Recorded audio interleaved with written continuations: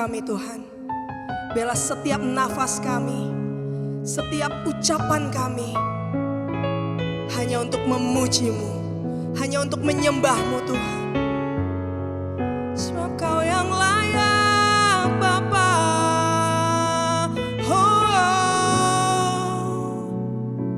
Ya Tuhanku, aku hendak bernyanyi bagi-Mu selama aku hidup. Ya Allahku, aku hendak bermazmur bagi-Mu selagi ku ada. Inilah yang ku renungkan setiap waktu, nyanyian pujian dan pengagungan kepadamu.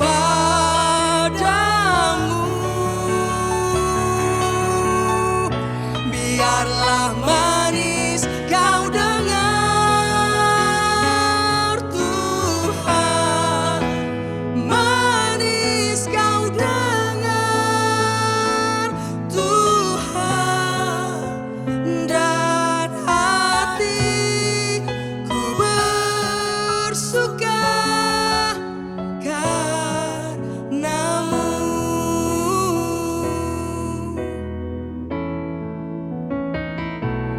Ya Tuhanku, kami hendak, aku hendak bernyanyi bagi-Mu selama aku hidup. Ya Allahku, aku hendak bermazmur bagi-Mu selagi ku ada. Inilah yang ku renungkan, inilah yang ku renungkan setiap waktu. Nyanyian kami, nyanyian pujian dan pengagungan kepadamu. Biarlah manis Kau dengar, Kau dengar Tuhan, manis Kau dengar Tuhan, dan hatiku bersuka karena-Mu. Kami menyembah-Mu, ini pujian kami Tuhan, ini pengagungan kami, ini penyembahan kami seumur hidupku, hanya bagi-Mu Bapa. Segalanya bagi-Mu. Manis Kau dengar Tuhan, biarlah manis Kau dengar Tuhan.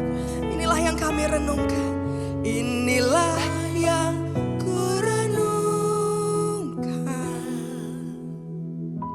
setiap waktu. Nyanyian pujian dan pengagungan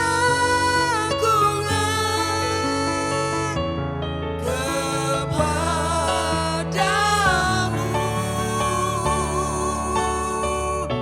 Biarlah manis Kau dengar Tuhan, manis Kau dengar Tuhan, dan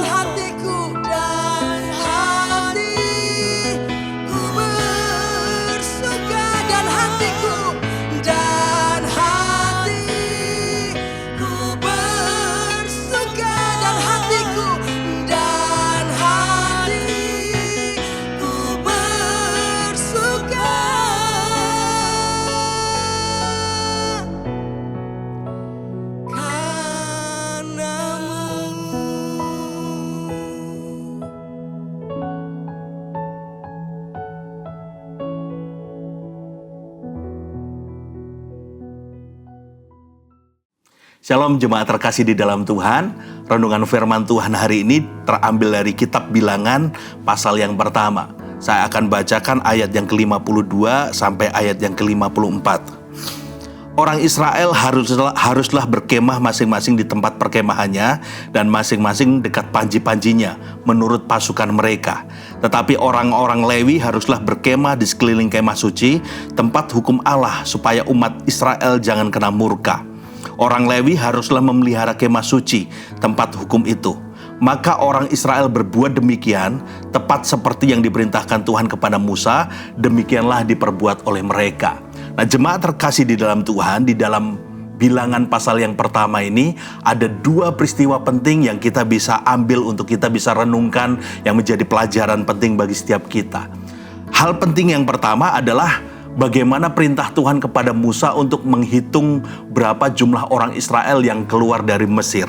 Jadi dalam keseluruhan kitab Bilangan ini ada dua kali sensus, ada dua kali perhitungan. Yang pertama adalah dalam kitab Bilangan yang pertama ini, yang menghitung tentang berapa banyak orang Israel yang bisa berperang, yang keluar dari Mesir, yang keluar dari tanah perbudakan, yang dibebaskan oleh tangan Tuhan yang kuat. Kemudian kita bisa juga menemukan di dalam sensus yang kedua, yaitu di dalam Bilangan pasal yang ke-26. Itu menceritakan bagaimana Musa menghitung berapa banyak orang-orang Israel yang siap untuk masuk ke tanah Kanaan.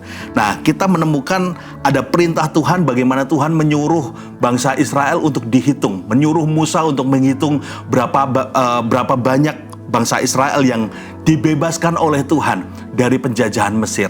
Nah, ini menjadi satu hal yang penting karena ternyata sensus ini berbicara tentang berapa banyak orang-orang yang terhitung sebagai orang yang ditebus, sebagai umat yang ditebus oleh Tuhan. Kita tahu bahwa bangsa Israel keluar dari Mesir itu berbicara tentang bagaimana Tuhan menyelamatkan bangsa Israel. Dan di sini Musa disuruh Tuhan, diperintahkan Tuhan untuk menghitung berapa jumlah mereka, orang-orang yang pada akhirnya bisa dibebaskan dari penjajahan Mesir. Nah, itu perintah yang pertama, itu peristiwa yang pertama yang kita bisa pelajari dari kitab Bilangan yang pertama ini. Nah, kemudian ada perintah yang kedua, yaitu Tuhan memerintahkan Musa untuk mengatur perkemahan orang-orang Israel.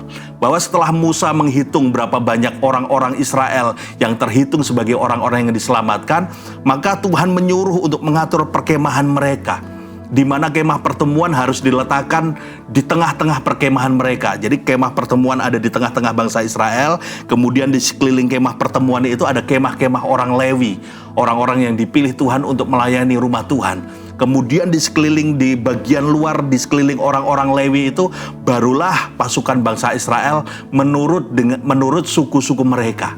Nah, kadang-kadang kita berpikir apa poinnya? Kenapa Tuhan begitu ketat, begitu peduli mengatur perkemahan orang-orang Israel setelah mereka diselamatkan oleh Tuhan? Nah, perkemahan berbicara tentang segala sesuatu yang sifatnya kehidupan sehari-hari, segala sesuatu yang menyangkut kehidupan sehari-hari orang Israel. Di kemah itu mereka tidur di malam hari, gelap mungkin tidak ada apa-apa, tetapi mereka diingatkan bahwa ada kemah pertemuan, ada Allah di tengah-tengah mereka. Ketika bangun pagi, orang-orang Israel mulai bekerja, mulai mengambil mana di sekeliling kemah mereka. Mereka juga diingatkan bahwa Tuhan yang ada di tengah-tengah mereka, dialah Allah yang memelihara kehidupan mereka. Jadi kemah pertemuan orang Israel diatur sedemikian rupa dengan satu tujuan supaya orang Israel sadar bahwa Allah ada di tengah-tengah mereka dan Allah harus menjadi pusat di dalam kehidupan mereka. Nah, bagi kita hari ini ketika kita belajar kitab Bilangan pasal yang pertama, kita bisa sadar bahwa kalau kita hari ini sadar bahwa kita adalah orang-orang yang terhitung sebagai orang-orang yang ditebus oleh Tuhan, bukan dari perbudakan Mesir, tetapi dari kutuk dosa. Kita adalah orang-orang yang ditebus oleh Tuhan, diselamatkan oleh Tuhan dengan tangan Tuhan yang kuat melalui pekerjaan Tuhan Yesus Kristus yang mati di kayu salib. Hari ini kita menjadi orang-orang yang ditebus Tuhan, bukan karena perbuatan baik kita, tetapi kita diingatkan tanggung jawab kita berikutnya, bahwa kita harus mengatur kehidupan kita, dan kita juga harus sadar memprioritaskan Allah, menyadari bahwa Allah ada di dalam tengah-tengah kehidupan kita, dan kita juga menyadari Kristus harus menjadi pusat di dalam kehidupan kita. Belajar dari kitab Bilangan pertama ini, ketika kita sadar bahwa kita adalah orang-orang yang terhitung terhitung sebagai orang-orang yang ditebus oleh Tuhan, maka kita juga belajar untuk mengatur kehidupan kita, memprioritaskan Allah di atas segala-galanya, dan sadar bahwa Allah harus hadir dalam kehidupan kita. Kita mengutamakan Tuhan di atas segalanya. Dialah melalui kitab Bilangan pasal yang pertama ini, kita belajar kebenaran ini. Mari kita sama-sama satu di dalam doa. Bapa, kami bersyukur melalui renungan pada hari ini kami boleh belajar bahwa kami adalah orang-orang yang terhitung sebagai orang-orang tebusan Tuhan. Dan hari ini kami juga belajar menyadari bahwa Tuhan hadir dalam kehidupan kami. Tuhan ada di tengah-tengah kami dan Tuhan harus menjadi prioritas, menjadi pusat di dalam kehidupan kami. Allah Roh Kudus, ajari kami supaya kami boleh melakukan kebenaran firman Tuhan ini. Kami bersyukur buat renungan harian hari ini. Dalam nama Yesus kami berdoa, haleluya, amin. Bilangan 1. Laskar Israel dihitung. Tuhan berfirman kepada Musa di padang gurun Sinai, dalam kemah pertemuan, pada tanggal 1 bulan yang kedua dalam tahun yang kedua sesudah mereka keluar dari tanah Mesir. Hitunglah jumlah segenap umat Israel menurut kaum-kaum yang ada dalam setiap suku mereka, dan catatlah nama semua laki-laki di Israel yang berumur 20 tahun ke atas, dan yang sanggup berperang, orang demi orang. Engkau ini beserta Harun harus mencatat mereka menurut pasukannya masing-masing. Dari tiap-tiap suku harus ada satu orang yang mendampingi kamu, yakni orang yang menjadi kepala dari suku yang diwakilinya itu. Dan inilah nama semua orang yang harus mendampingi kamu. Dari suku Ruben, Elizur bin Shedeur; dari suku Simeon, Selumiel bin Zurishadai; dari suku Yehuda, Nahason bin Aminadab; dari suku Isahar, Netanel bin Zuar; dari suku Zebulon, Eliab bin Helon; dari keturunan Yusuf, Elisama bin Amihud; dari suku Efraim, dan Gamaliel bin Pedazur; dari suku Manasye, dari suku Benyamin, Abidan bin Gideoni; dari suku Dan, Ahiezer bin Amishadai; dari suku Asher, Pagiel bin Ohran; dari suku Gad, Eliasaf bin Rehuel; dari suku Naftali, Ahira bin Enan. Itulah orang-orang yang dipilih dari umat itu, masing-masing sebagai pemimpin dari suku bapa leluhurnya. Mereka inilah kepala-kepala pasukan Israel. Lalu Musa dan Harun memanggil orang-orang yang tertunjuk namanya itu, dan pada tanggal 1 bulan yang kedua mereka menyuruh segenap umat berkumpul. Kemudian silsilah orang-orang Israel disusun menurut kaum-kaum yang ada dalam setiap suku mereka, sedang nama-nama mereka yang berumur 20 tahun ke atas dicatat orang demi orang, seperti yang diperintahkan Tuhan kepada Musa. Demikianlah Musa mencatat mereka di padang gurun Sinai. Ketika silsilah Bani Ruben, yaitu keturunan anak sulung Israel, disusun menurut kaum-kaum yang ada dalam suku mereka, maka dicatatlah nama semua laki-laki yang berumur 20 tahun ke atas, semua orang yang sanggup berperang, orang demi orang. Jumlah yang dicatat dari suku Ruben ada 46.500 orang. Ketika silsilah Bani Simeon disusun menurut kaum-kaum yang ada dalam suku mereka, maka dicatatlah nama semua laki-laki yang berumur 20 tahun ke atas, semua orang yang sanggup berperang, orang demi orang. Jumlah yang dicatat dari suku Simeon ada 59.300 orang. Ketika silsilah Bani Gad disusun menurut kaum-kaum yang ada dalam suku mereka, maka dicatatlah nama orang-orang yang berumur 20 tahun ke atas, semua orang yang sanggup berperang. Jumlah yang dicatat dari suku Gad ada 45.650 orang. Ketika silsilah Bani Yehuda disusun menurut kaum-kaum yang ada dalam suku mereka, maka dicatatlah nama orang-orang yang berumur 20 tahun ke atas, semua orang yang sanggup berperang. Jumlah yang dicatat dari suku Yehuda ada 74.600 orang. Ketika silsilah Bani Isahar disusun menurut kaum-kaum yang ada dalam suku mereka, maka dicatatlah nama orang-orang yang berumur 20 tahun ke atas, semua orang yang sanggup berperang. Jumlah yang dicatat dari suku Isahar ada 54.400 orang. Ketika silsilah Bani Zebulon disusun menurut kaum-kaum yang ada dalam suku mereka, maka dicatatlah nama orang-orang yang berumur 20 tahun ke atas, semua orang yang sanggup berperang. Jumlah yang dicatat dari suku Zebulon ada 57.400 orang.